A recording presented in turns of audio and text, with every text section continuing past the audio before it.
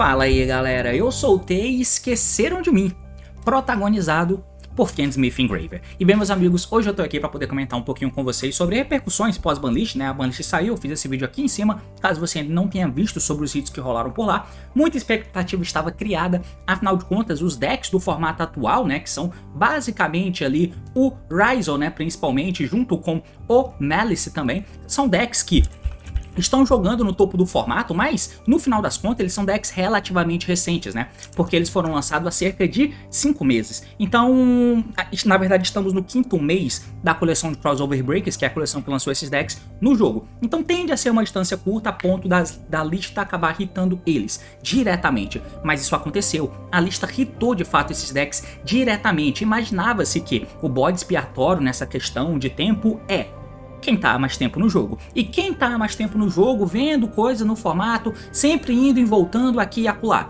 e influenciando muito no metagame desde o lançamento deles. Pois é, o Fiendsmith. O Fiendsmith que foi lançado lá na coleção de Infinity Forbidden, né, aquela mesma coleção que lançou os Millennium e o Exodia, lá em maio mais ou menos do ano passado.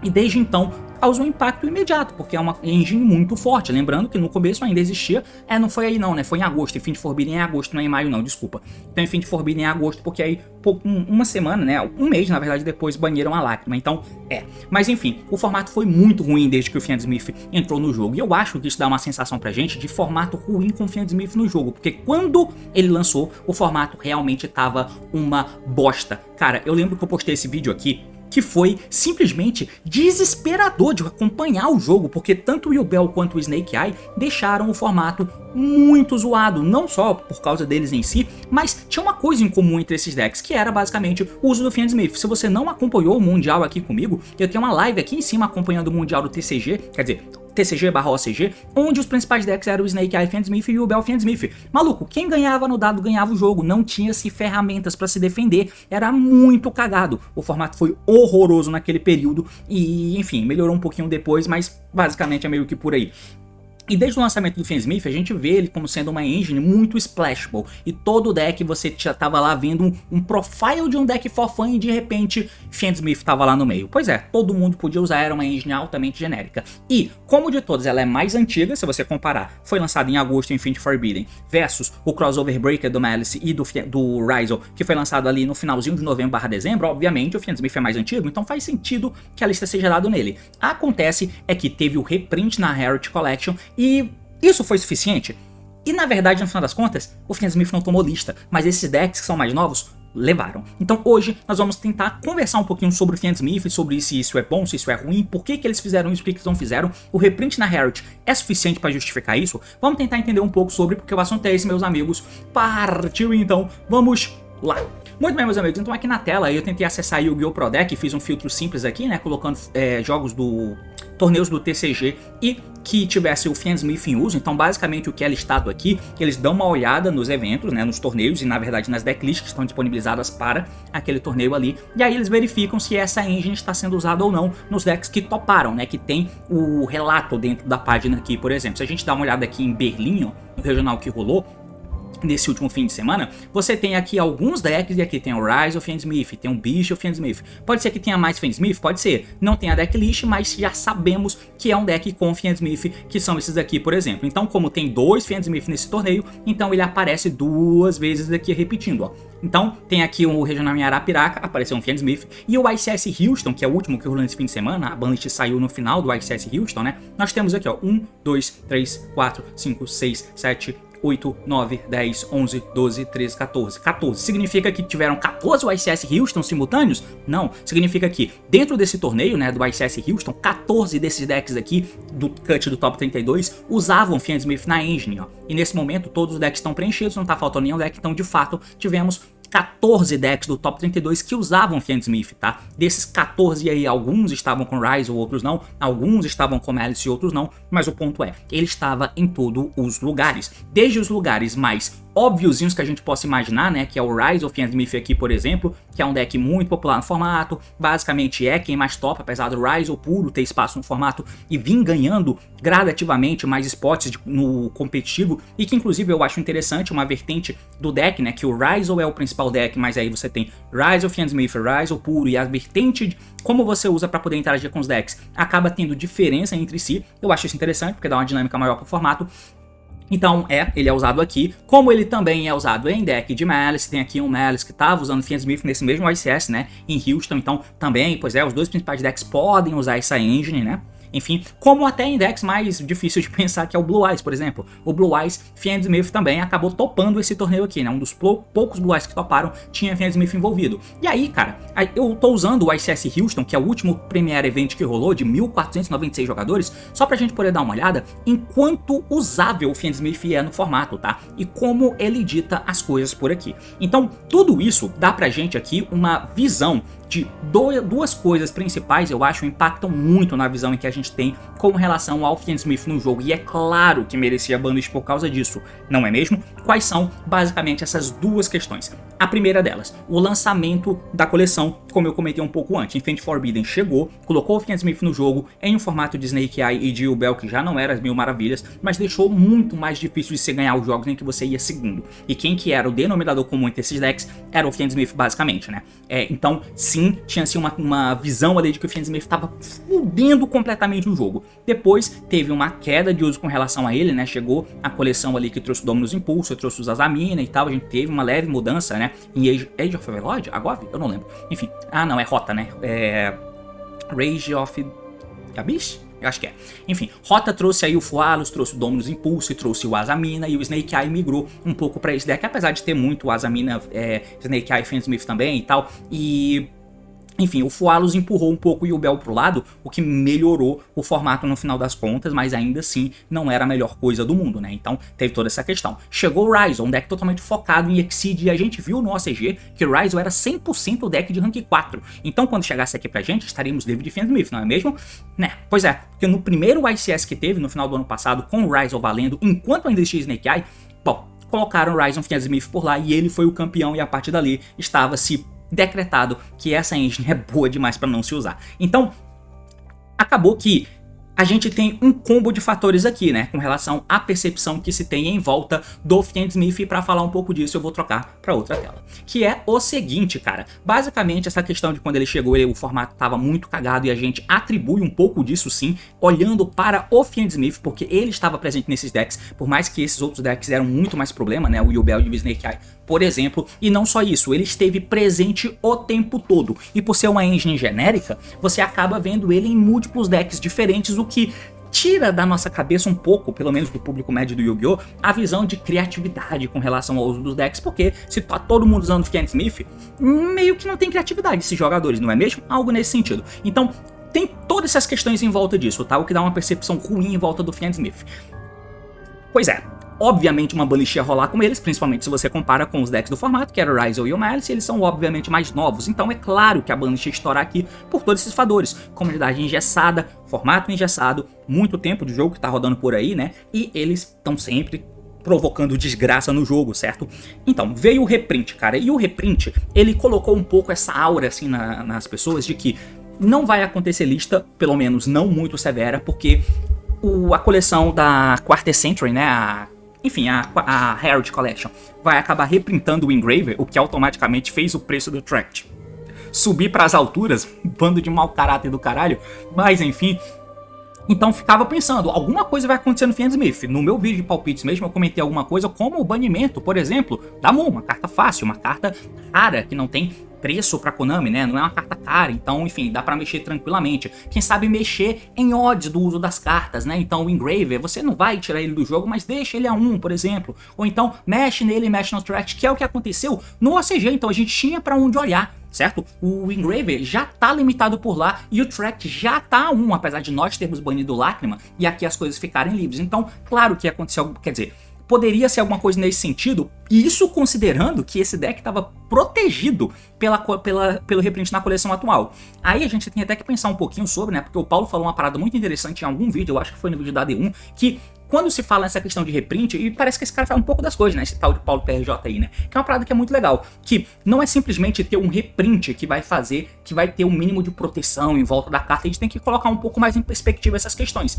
Que é simplesmente uma carta, ela precisa dessa proteção da Konami com relação a banlist a depender da relevância que a carta tem na coleção. Então imagina que a gente tá tendo uma Brothers of Legends da vida, sabe? Uma coleção dessas que eram horrorosas quando a Konami lançava, que graças a Deus estão deixando de existir aí, pelo menos ultimamente, né?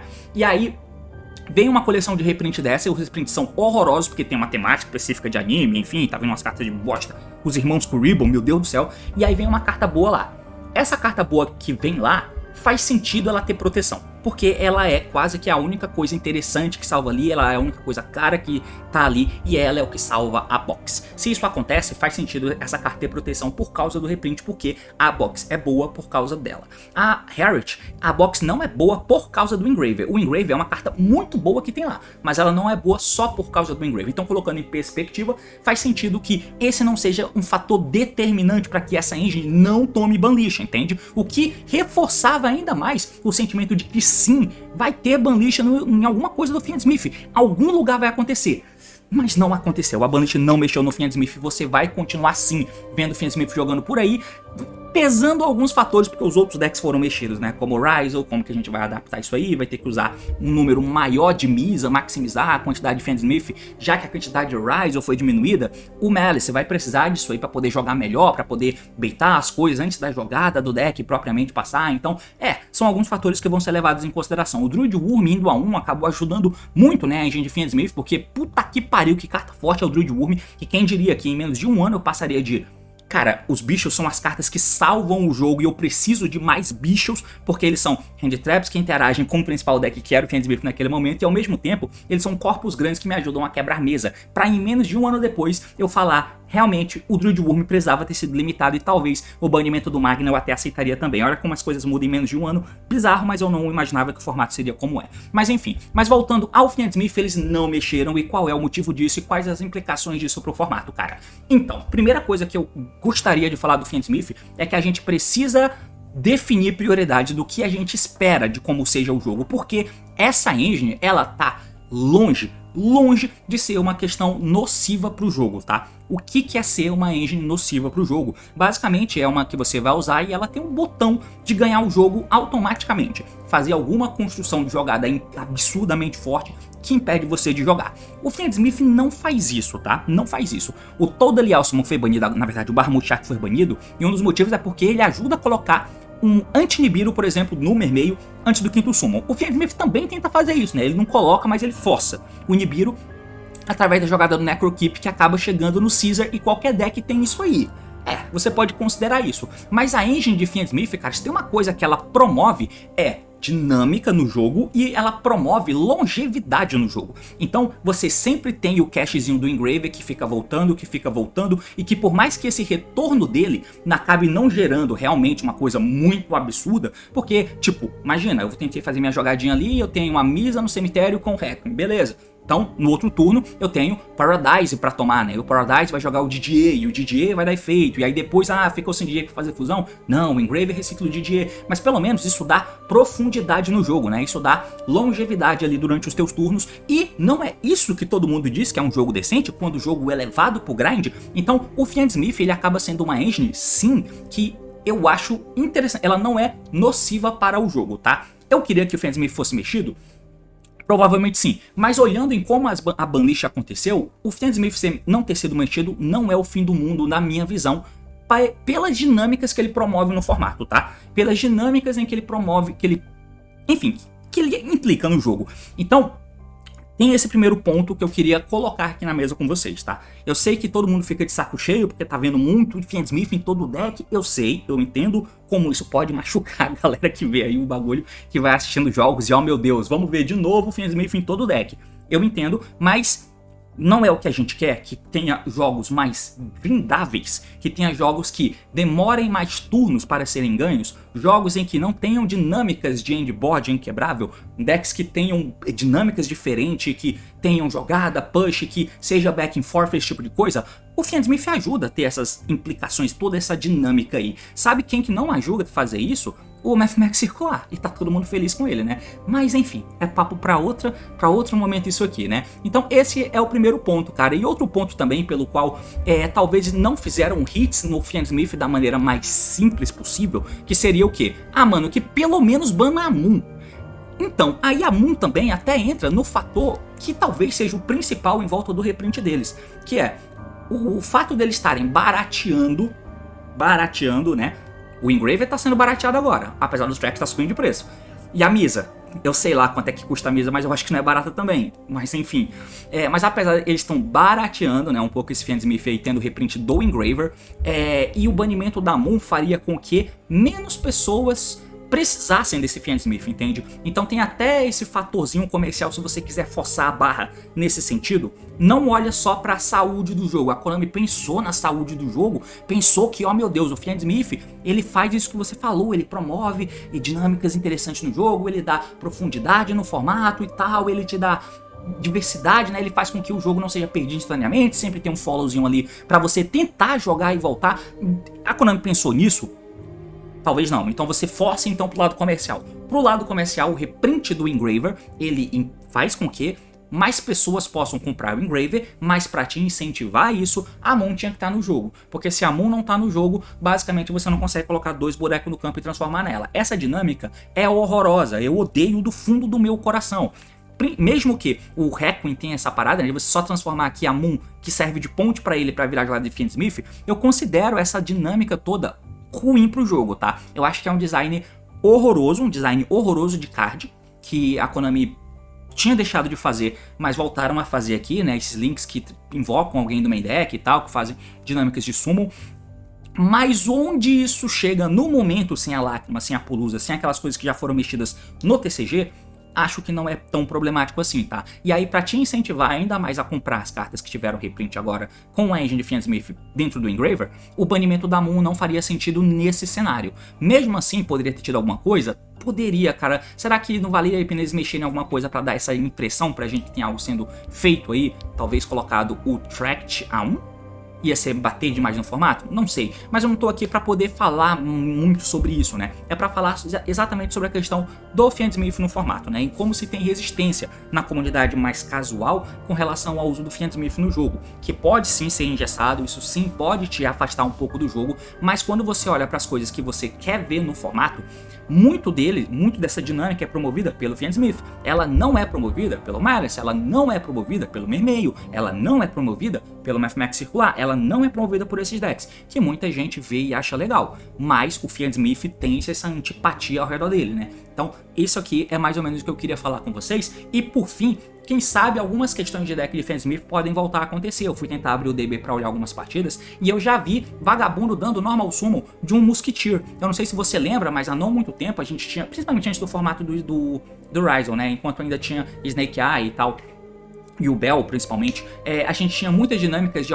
Tinha algumas dinâmicas do deck, como aquele que a galera levou lá pro ICS de Bolonha, onde você tinha o Fiend Smith com Castira, com Bichels e Hand Traps. Era basicamente esse o deck. Um monte de Hand Traps. Você colocava 20, 22, 23, 24 Hand Traps no teu deck, tendo um meta bem definido, e você ia jogar aquele torneio com uma enginezinha de Fiend que te ajudava a ir fazendo jogada, sendo resiliente para Hand Trap, que todo mundo usava também, mas você não era tão machucado pela Hand Trap, e com uma você pescava pelo menos 2, por exemplo, que é algo que pode acontecer tranquilamente, e sempre tem o cache da Misa voltando no turno do oponente, o que faz com que você sempre tenha cartas. E aí nessa guerra de Hand Trap você ganha do oponente, porque você tem muito mais Hand Trap e você tá no metagame fechado. Não é esse o momento para isso acontecer, porque o metagame nesse momento não tá muito fechado, a gente vai ter que esperar definir, o metagame rodar mais para se definir melhor, mas eu já vi vertente deck do Fiend Smith, rodando aqui, né, com esse Musquete, por exemplo, com os Castiras, já vi alguma abordagem dessa.